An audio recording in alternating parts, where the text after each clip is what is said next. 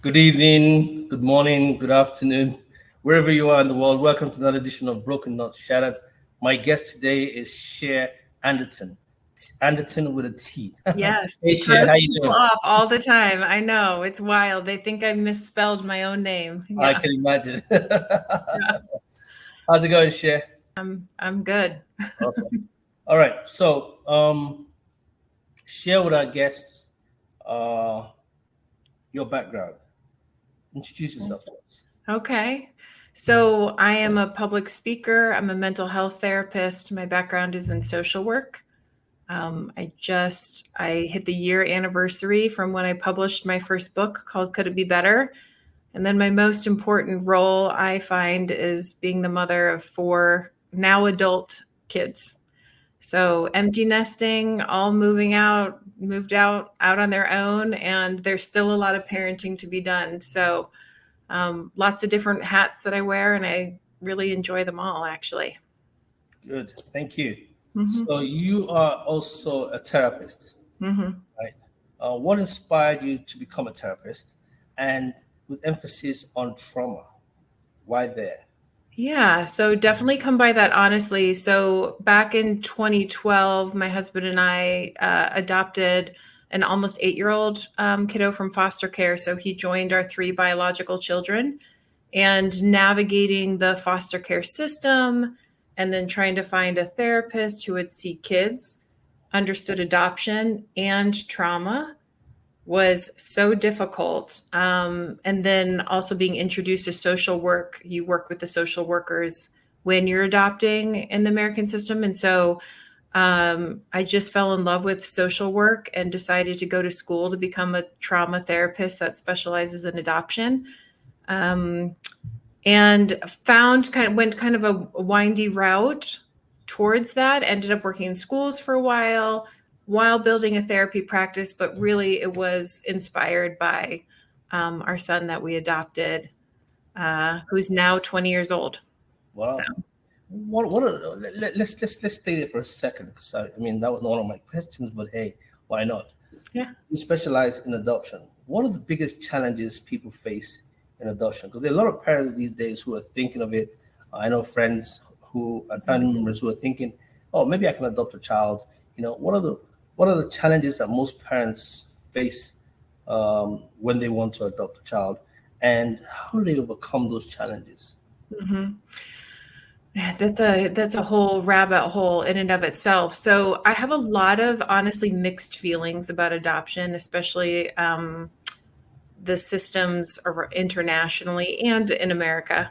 Uh, I would love more resources being funneled to families being well. That would be my number one priority. And there are also some folks who can't care for their kids well for a variety of reasons: mental issues, physical issues, socioeconomic, so many.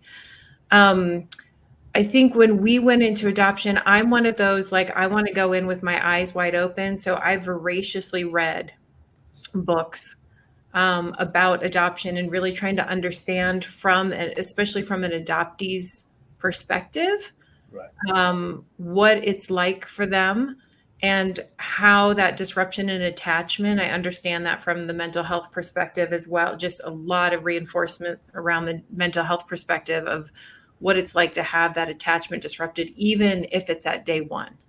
That there's something that a baby experiences in utero. They hear their mother's voice, they hear their parents, they feel the heartbeat, all of the things. There's something that imprints on a child's nervous system that a lot of adoptees can describe as just this hole that cannot be filled.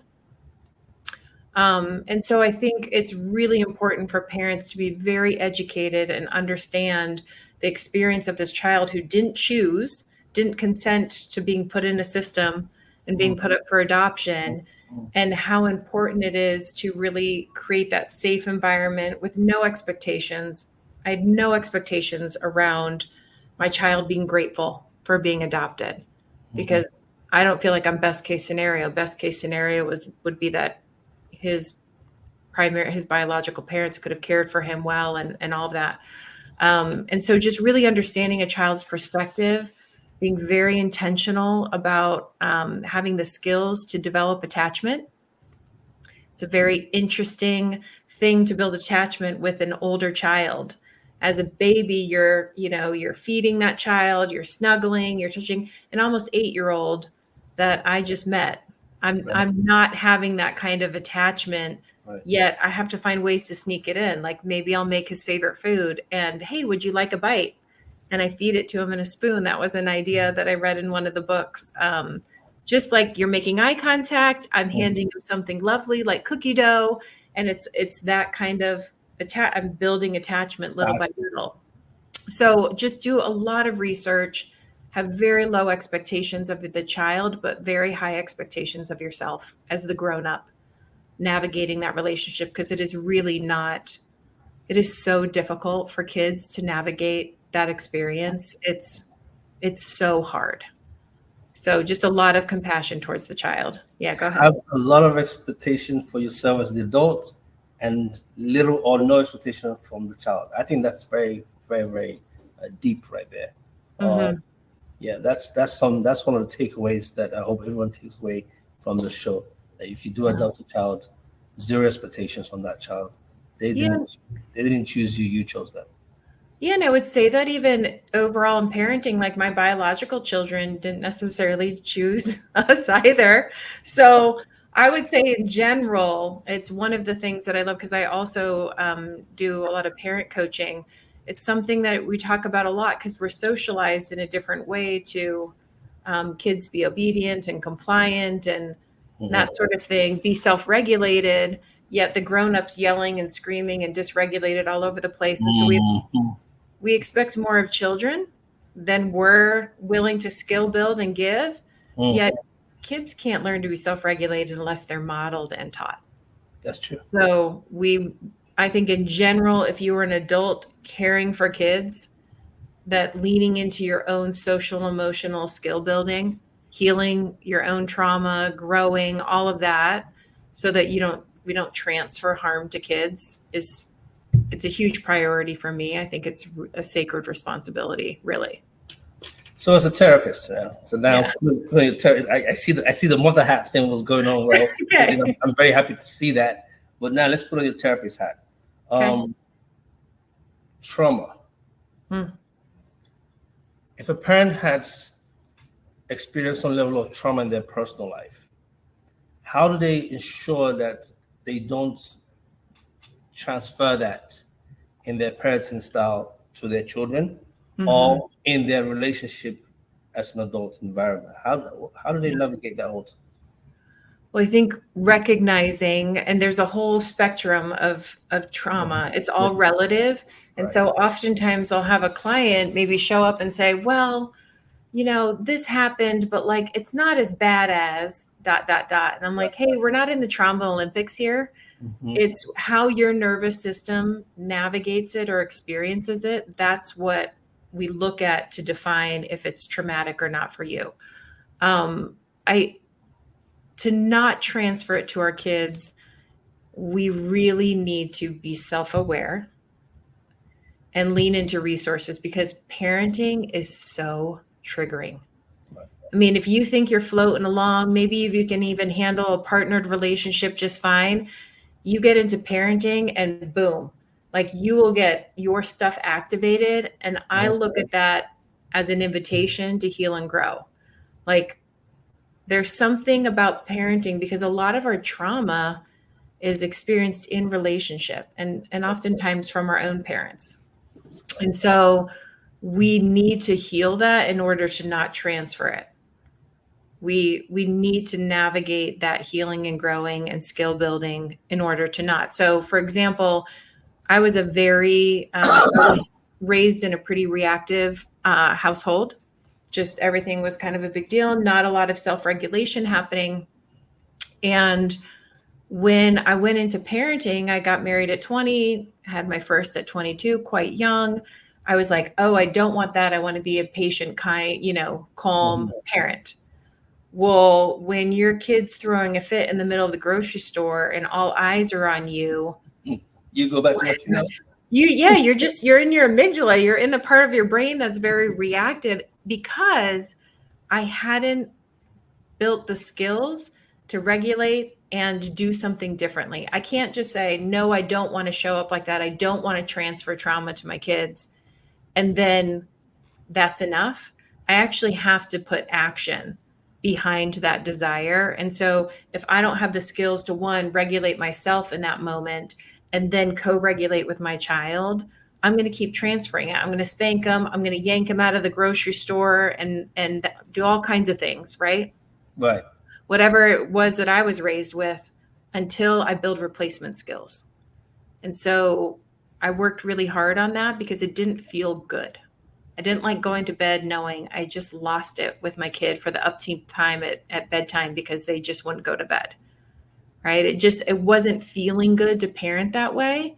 Oh. So I'm just a knowledge seeker. I'm like, all right, give me the books.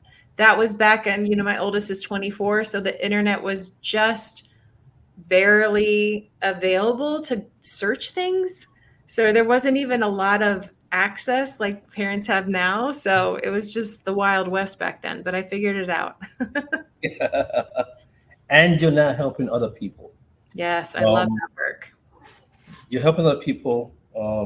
You're writing, you're speaking, you're traveling across the country, if not across the globe, trying to help other folks. And I know that we have audience all over the place watching this show. And I hear a mother saying, please tell me, what are the replacement skills? What are these replacement skills that you just mentioned? What do I have to do? What do I have to replace? Yeah. In a nutshell, I know this is not a therapy session, but I know that if you did have one, it'd be longer than this. But just to help someone out. Yeah. So one of the places that I like to begin with folks is just the steps for healthy emotional processing. We've been taught to tie laces on our, the laces on our shoes. We've been taught to drive a car or ride a bike or do all kinds of things. But most of us were never given this formal education and what to do when you feel uncomfortable. So for example, I'm at the grocery store, like I mentioned earlier, and my toddler is throwing a fit. And there's, people around me glaring at me because my kid's being really loud and disruptive. If I don't have the skills to just pause, take a breath, notice like, this is embarrassing. This is really annoying. We're all hungry and tired, right? If I can't even just identify the feelings. So the first step is to pause and just take a beat. The second step is to identify your feelings, because feelings are information. They're so important. And we go like this. We're like, well, I don't want to feel my feelings at all. And so we have all kinds of coping strategies to not feel the feelings. And we need to pay attention to the feelings because they're just vital for information, for all kinds of things. So if I say in my brain in that moment, this is so embarrassing, I just want to beam me up, Scotty, get me out of this place. And I'm going to take some deep breaths.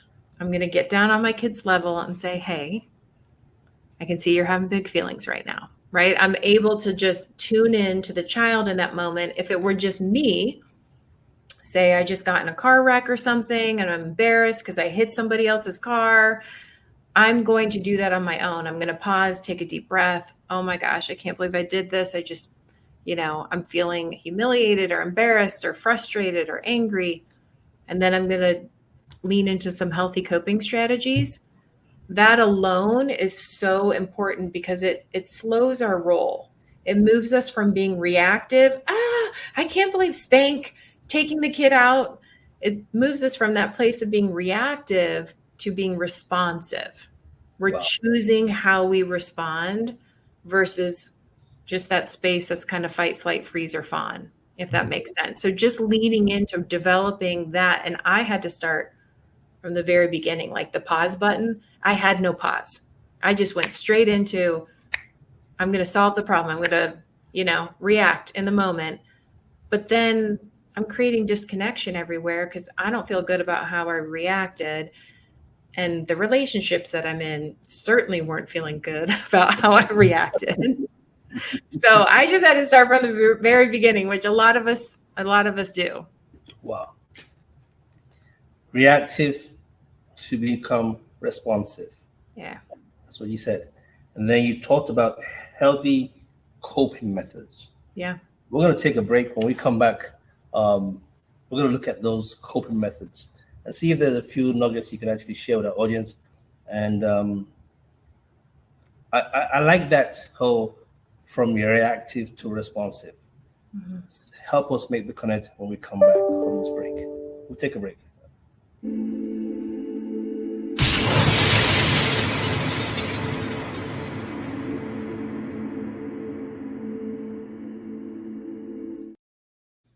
Welcome back to Broken Not Shattered, the BNS podcast. My guest today is Cher. Cher has, if you haven't caught the first section, you need to go back and listen to what Cher just, the nuggets she's giving out. I'm quiet today because I'm learning. So Cher, you talked about healthy coping methods. Can you just share about 4 different coping methods, low-hanging fruits that you think anyone can start off with? Yeah, definitely. I will first speak though to the fact that we want to also be aware of what our less helpful coping strategies are. So I'm going to list off a couple that might surprise a few people of just paying attention to it. Scrolling on screens, not helpful. Self-harm and suicide ideation are actually coping strategies that people lean into. They're just harmful ones. Yes. Mm-hmm. So substances, food, gambling, any sort of vice, that sort of thing, any sort of behavior that we don't really want to facilitate. A lot of us lean in, either dip a toe in, or we're full on, engaging in those coping strategies. So in order to shift that, again, we don't want to just say, no, don't be on a screen. Don't pick up a bottle of wine. Which I'm not saying necessarily those are bad things, just not when we're uncomfortable. Because we don't want to create that connection in our brains between I'm uncomfortable, screen, or I'm uncomfortable, I'm going to have 2 glasses of wine, or whatever it is. We want some space in between with healthy coping strategies. And then maybe, I still want to watch a show with a glass of wine, but I'm going to do something in between. So in order to not do those less helpful ones, we need to replace them. And so we need to start kind of infusing our days with ways that really nourish our nervous system. So there are 3 things I think everybody should have on their list. And I do encourage people to make an actual list because our brains need a lot of reminders. If I'm choosing to go from being reactive to responsive, well, I have to remind my brain. I'm not going to just choose it one day and then it's going to magically appear. Well, I have to practice it. So I encourage clients to have Post-it notes and whiteboards and all kinds of things, calendar reminders, to remember to do the things that are more helpful. So movement, however you like to move your body. Movement, have a dance party in the kitchen, walk laps around your house, hula hoop, I don't care. Move your body in a way that feels good and works with your abilities. what does that do when you move? So exercise, we know, movement, exercise, whatever you want to call it. I tend to be very choosy with my words because sometimes people hear exercise and they're like, oh, but if they hear movement, that feels different. Right. Yeah, it's like, oh yeah, I can move my body.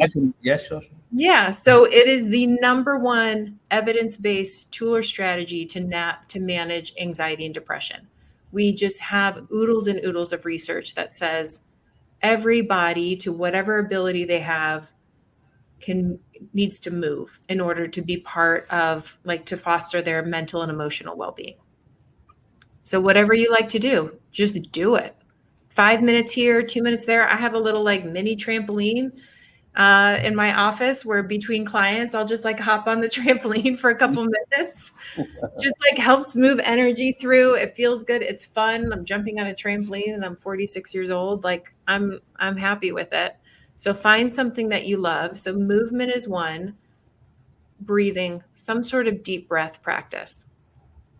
Some people go as far as to get into breath work, which is a modality that you can just find a YouTube video on to practice. And anywhere from that to just taking deep breaths a couple of times a day. We often under stress tend to hold our breath. And so want to be very conscious of like, this is really stressful, right? I personally had a stressful phone call with the doctor's office today. And during that call, I'm just loudly taking deep breaths because it was very frustrating what we were navigating, trying to figure something out. And so just breathing, because when we are overwhelmed and when we're in that part of our brain, the amygdala, that is in charge of our fight, flight, freeze, or fawn reaction. Our body, the brain sends oxygen out to our extremities, so we're ready to do that. So we have to be, when we're stressed or feeling uncomfortable, be very intentional about drawing breath back to center and back to our brains to feel more calm. So breathing, movement, and the last one's a big one. It's helpful self-talk. So say I have a walk, which I do, going for a walk on what I call a feel-good plan or bliss list. And I go out on that walk, and the whole time my self-talk is like, I can't believe they said that. The doctor's office, they were doing this, and then they messed that up, and da-da-da. I'm just in my brain. How do you think I'm going to come back from that walk? Am I going to feel more ready? No, I'm going to come home ready to like, who can I duke it out with? Who's home, right? It's not going to feel good. We create so much discomfort in our brains, so much. And we actually have this superpower to shift it. We can pause. That's where our pause comes in, and we can go, oh, that loop is playing again. Whatever it is, the stress loops that we all have. I can't believe they did this. This is happening. Why does this happen to me? Da, da, da, da, da. We create so much suffering that way, and we can pause and go, you know what? We're not doing that anymore. We're not going to be a victim. We're not going to just move through life and let things happen to us. We have a lot of choice. How can I use my choice? Or yes, this is difficult and I can ask for help. I've got resources, or whatever it is, we can shift, but not to a toxic positivity place. If you know what I mean by that, like not to a place where I'm like, this is hard. Oh, it's awesome. Like, we can't do that to our brains to say like, oh, that day at work was totally fine, or that conversation or the doctor's visit was great. Like, I'm not going to go there. I'm going to say that was really hard and it can be better. Like, I can figure this out. I have the tools to navigate it. See the difference? That feels very grounding versus like kind of dissociating. Oh, everything's great and awesome. That's dumb. It's not helpful. Our brains don't like it. That's deep. So movement, breathing, and self-talk. Be mindful of what you say to yourself when you're by yourself. Because the more you talk to yourself, the more you start to believe in what you're saying to yourself. Yeah, and it's there probably because it got reinforced. We have these loops because we thought it, reinforces over time when we want to think differently, because how we think really informs how we experience life. Yeah. Correct. Every spiritual religious tradition has some version of as a person thinketh they are. Oh, yes. So we do really want to pay attention to the loops, but it can feel kind of weird because it's new. Like, instead of saying to myself, I'm not good enough, if I'm going to go like, I am good enough as I am. When I first say that to myself, my nervous system is going to be like, oh, that's not true. But that's part of the process. I just haven't thought it enough. So if I'm good enough, and I find my brain starts finding evidence for that, then things start to shift and it becomes easier. And that's my new loop. It's not, I'm not good enough. It's I'm good enough. But it takes effort. It's very intentional. So yes, we have to be very conscious, and we can do it. We can master our thoughts. Absolutely. So positive self-talk also helps a lot. Yeah. Choosing something different, because what we came up with, I don't think anybody would like. I'm not going to go to the grocery store and be like, I'm not good enough.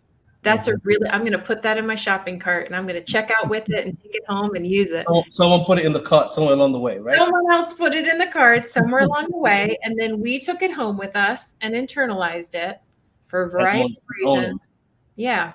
We own it. And so we can use the same kind of science. We just get to choose. And that's another piece to tie back to the responsiveness. There's more choice in responding than reacting. Wow. We can consent to that. We choose it. It's intentional. I want this something else. And so I'm going to allow space for that to come in and exist. Is a really different experience. Awesome. That's good stuff. Okay, Great. good. Yeah. I hope it's helpful. No, I found it to be so. Yeah. I'm taking a lot of notes as we're speaking, so that means someone else out there definitely will learn from it. Well, this is all. These are all things that I have worked on for a long time. So yeah. Wow. Discomfort. Yeah. That's one of the areas where you become a specialist in this.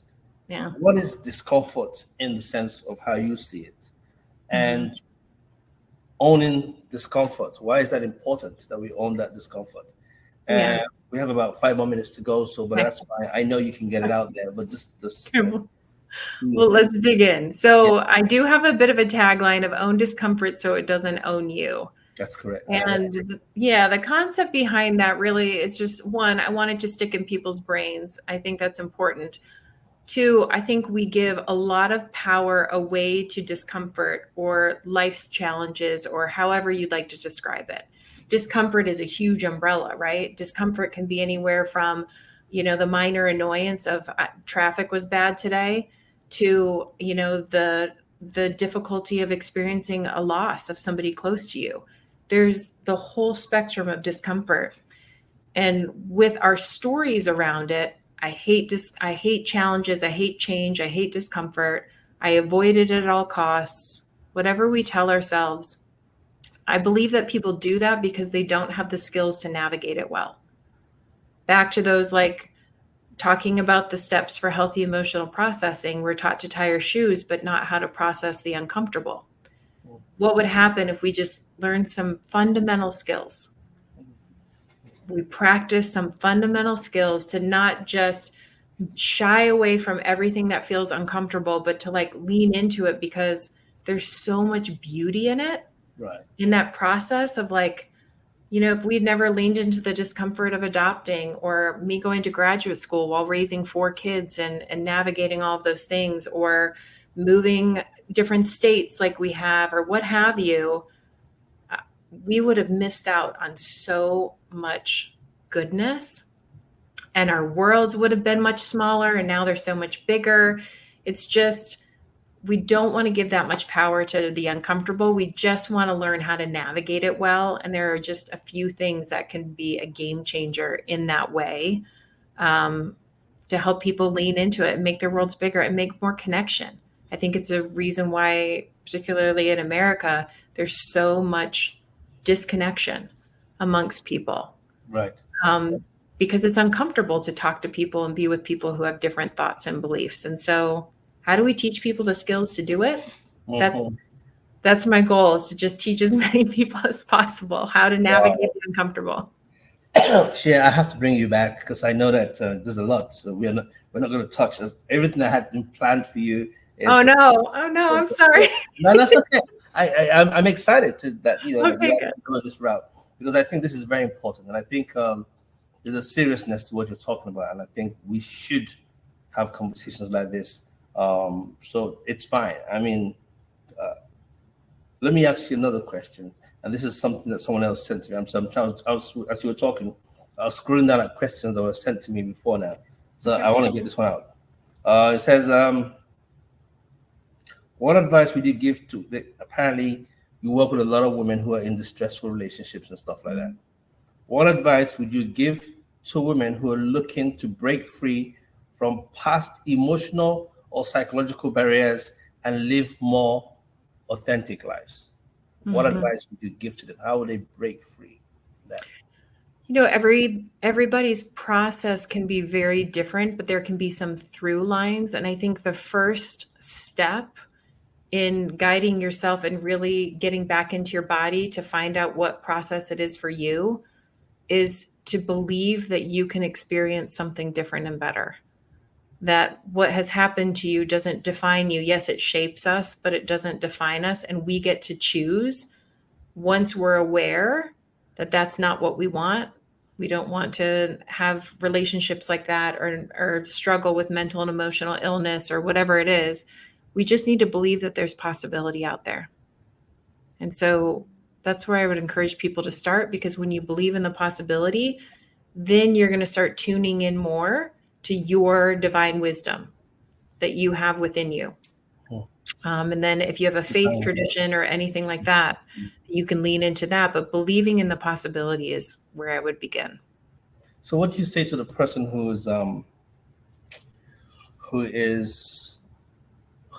everyone can see that they're in a toxic relationship, but they can't see it or they can't get out of it? I mean, where do they even start? Because when you come sometimes to help, you end up being the victim yourself. That can be possible. Part of it is we can't do other people's work for them. So it is a person's work to a certain extent. Obviously, if someone is being harmed, we want to maybe be a bit more intense with the possibility there. Especially if children are involved, then that's just our duty and responsibility to make sure kids are safe. But in general, we can't do that work, but we can always let them know, hey, when you're ready, I am here to cheer you on. And you know that I'm here. I'm not going to judge you. I'm not going to be critical. I'm not going to tell you what to do, but I am here. And I really hope you see the possibility that you deserve better, because you choose it for yourself. And so you just wait until they're ready, and you hope that they choose it one day. But we can't do other people's work. As much as I would love to wave my wand and do a lot of other people's work for them so that I could be more comfortable. I can imagine. Okay. All right, we're going to end with this question on brokenness. Because there's someone out there who's watching us and thinking, oh, she's got it all together. I know for sure that I don't have it all together, and I want to believe that none of us do, really.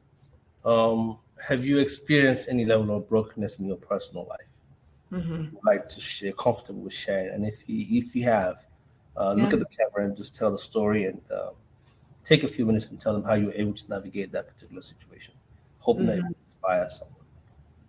Yeah, there was, you asked me this question earlier before we started recording, and it was something that I have enough to choose from. And I never want to put out that image that I have it all together. I do believe, and sometimes people can misinterpret this, I do believe that I can navigate whatever has come my way, because I've trained myself to be able to do that. And so some of the things that I'm leaning into that feels really difficult right now is just some ongoing health issues. So I had some early childhood ruptured appendix. I got really sick because the doctor kept saying I had the flu. I've had lifelong, since I was 6 years old, lifelong health challenges from that experience of having all the damage and the trauma done to my body. And so they've reared their head up again in my mid-40s, and I'm navigating some pretty significant possibilities of potentially having part of my colon removed or whatever it is that we land on. And so health challenges can be very, oh my God, yes. It's, if you don't have your health, you don't have anything, right? That saying, it really matters. And so what I've had some processing. I found out some pretty rough information just yesterday, actually.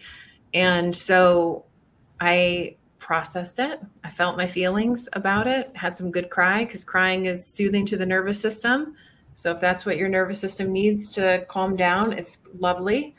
And then have really checked in with myself, been self-reflective. And I also have a beautiful village of humans that are so encouraging and supportive. And I've just leaned into, hey, we can navigate this. I trust myself to navigate it. I've worked really hard to build trust in the wisdom in my body, choosing proper caregivers. I really looked at doctors, checked reviews, vetted them, really landed in a good spot. So I just feel so much more equipped because I've been working on building this self-trust for a long time. So I highly recommend just anybody navigating life, building that self-trust, because it gets traumatized and socialized out of us to trust ourselves, right? We need to trust everybody else. And, oh, the doctor said this. Well, what does my body say? What do I say when I'm really thinking about what I feel like my body needs and wants at this time? So that would be a thing that has felt kind of cracking open again and really difficult, but it's less difficult because I've built the skills to navigate the uncomfortable. It's that weird thing of I can become more comfortable with the uncomfortable because I built these skills. It doesn't feel so devastating because, again, self-trust, support system, all of that. Wow. Cher, thank you so much. My life, my health, my priorities. This is like going back to school. It was a great conference. Thank you so much for having me. It's really fun to talk about things that I'm Where can people passionate find you? Where can people find you for someone who was interested to have you as their therapist? I think you'll make a fantastic therapist anyway. Thank you. Thank you. Where can So for therapy, I'm licensed in Washington and Oregon, although my practice is quite full at this time. What I am taking on clients around is public speaking opportunities, and then workshops, offering workshops in organizations, churches, companies, nonprofits, whatever it is, around this kind of work. And so folks can find me on my website, cheranderton.com, and then on TikTok and Instagram, which I'm pretty quiet, but there's a lot of back things that you can go through. There's a lot of posts that you can kind of go back in and get some little tidbits, but it's at Cher Anderton on both of those platforms. Oh, just your name, basically. Yes. All right. Yeah, you got it. Yeah. Okay. So anybody who wants to find out where Cher is, just go to any of those handles. If you can't find it, just come back to us, and my team will help you navigate this. What a wonderful guest to have, Cher. Thank you so much. Thanks, Take a minute, look at the camera, and whatever is on your mind, speak to the universe. Tell the folks out there with 1 minute, whatever it is. Just own discomfort so it doesn't own you. You have the superpower to experience more calm and confidence. So tap into it. That's it. Wonderful. Thank you. Own discomfort so discomfort doesn't own you. Exactly. And on that note, we're going to come to the end of Broken Not Shattered. My guest today is Cher Anderton. Cher, thank you so much. It's been a joy and a pleasure. So in our famous 3 words, we're going to end the show with love, peace, and more grace. And if you have anything you want to find out more about Cher, if you can't find her, come back to us. Thank you, Cher, for your time. Thanks, Ike. Thank you.